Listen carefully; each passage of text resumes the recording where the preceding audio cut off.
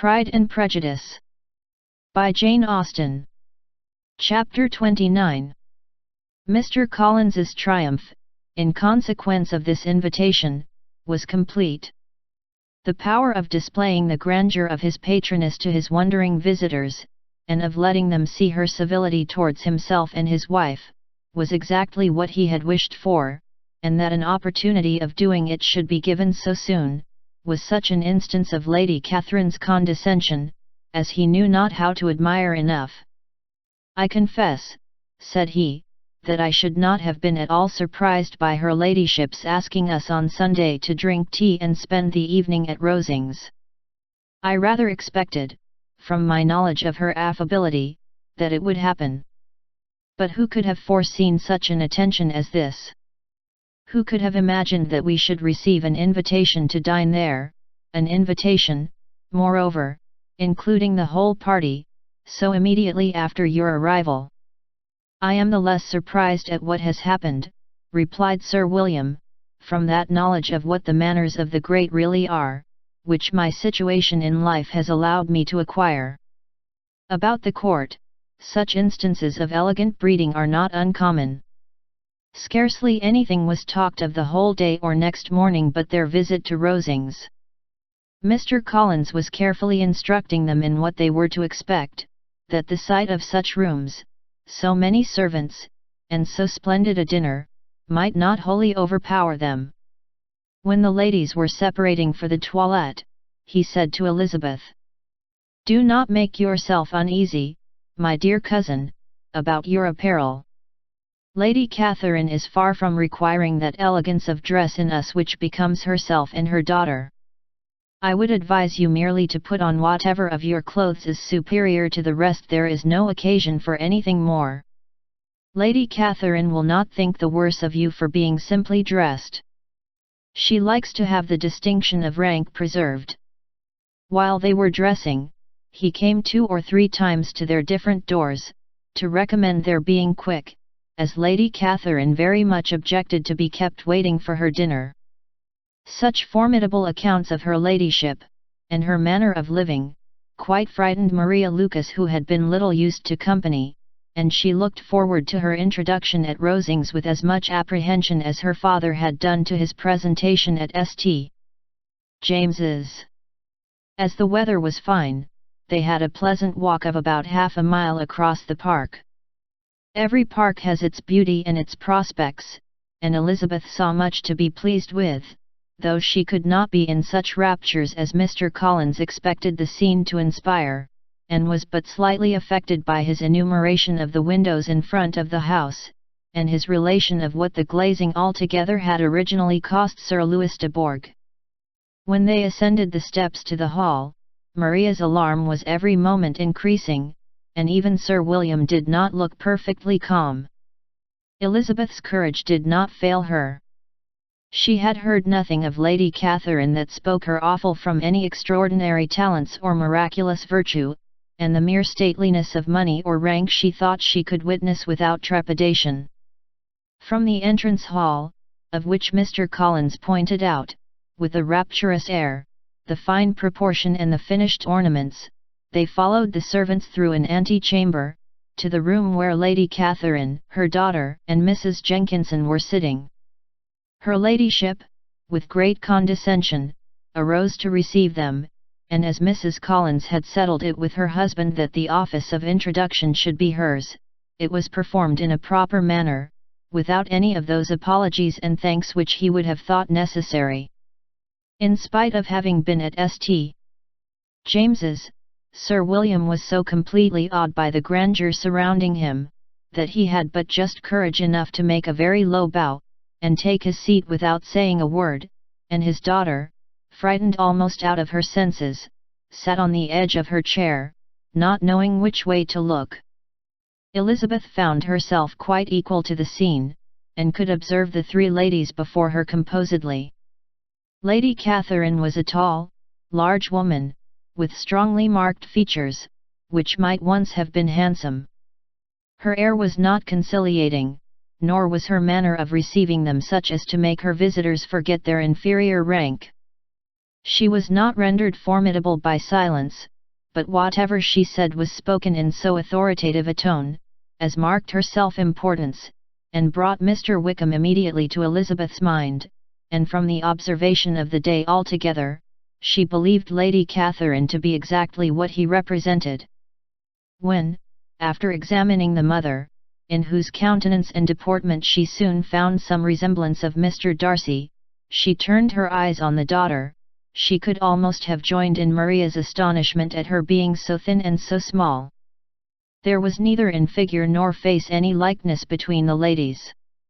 Miss de Bourgh was pale and sickly, her features, though not plain, were insignificant, and she spoke very little, except in a low voice, to Mrs. Jenkinson, in whose appearance there was nothing remarkable, and who was entirely engaged in listening to what she said, and placing a screen in the proper direction before her eyes.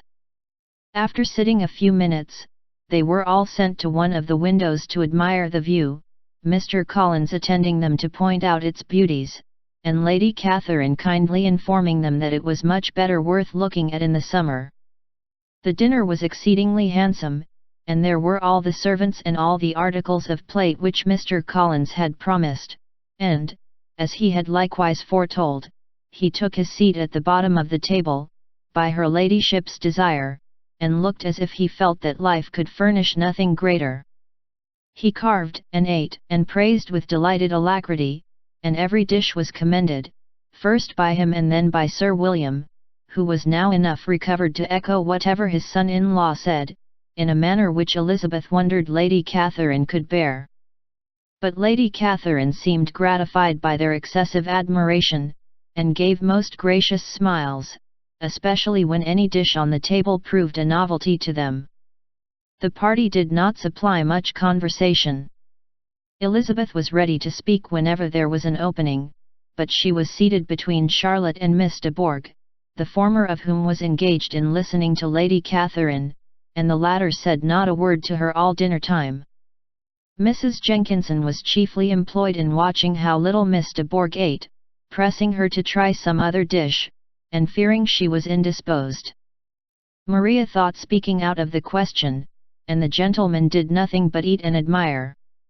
When the ladies returned to the drawing-room, there was little to be done but to hear Lady Catherine talk, which she did without any intermission till coffee came in, delivering her opinion on every subject in so decisive a manner, as proved that she was not used to have her judgment controverted. She inquired into Charlotte's domestic concerns familiarly and minutely, gave her a great deal of advice as to the management of them all, told her how everything ought to be regulated in so small a family as hers, and instructed her as to the care of her cows and her poultry. Elizabeth found that nothing was beneath this great lady's attention, which could furnish her with an occasion of dictating to others. In the intervals of her discourse with Mrs. Collins, she addressed a variety of questions to Maria and Elizabeth, but especially to the latter, of whose connections she knew the least, and who she observed to Mrs. Collins was a very genteel, pretty kind of girl.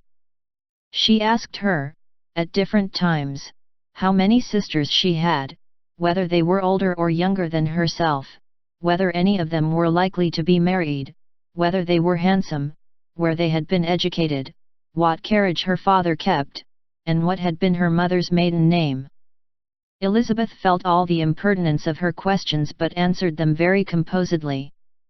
Lady Catherine then observed, "Your father's estate is entailed on Mr. Collins, I think. For your sake," turning to Charlotte, "I am glad of it, but otherwise I see no occasion for entailing estates from the female line. It was not thought necessary in Sir Louis de Bourgh's family. Do you play and sing, Miss Bennet?" "A little." "Oh, then some time or other we shall be happy to hear you.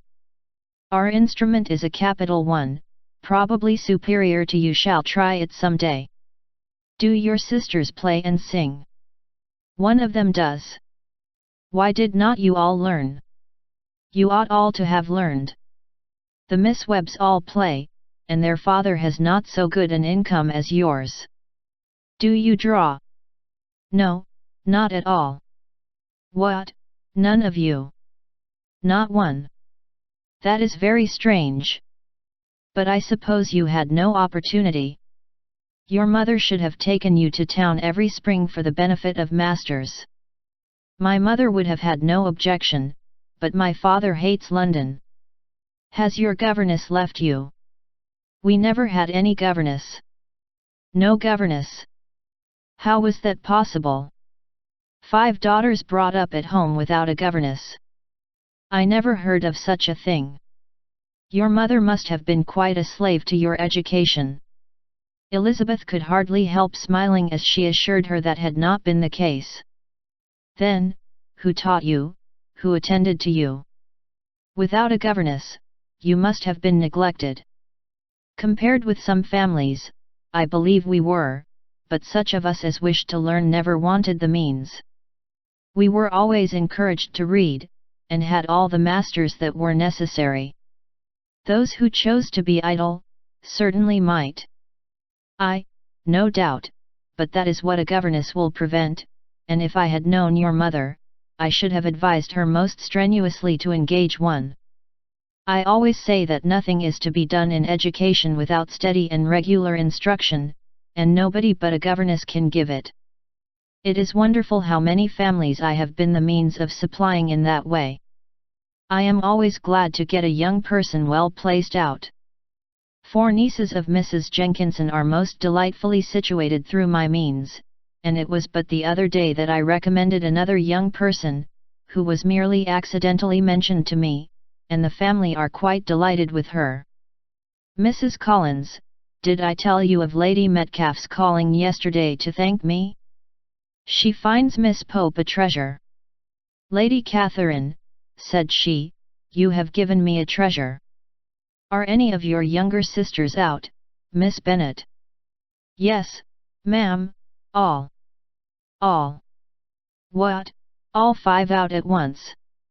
Very odd. And you only the second.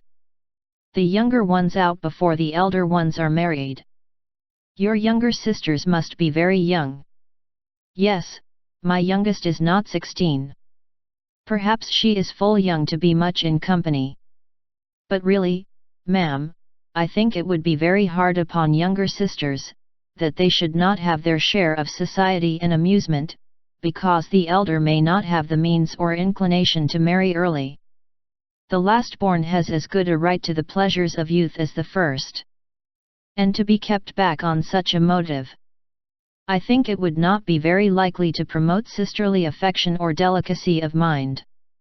Upon my word, said her ladyship, you give your opinion very decidedly for so young a person.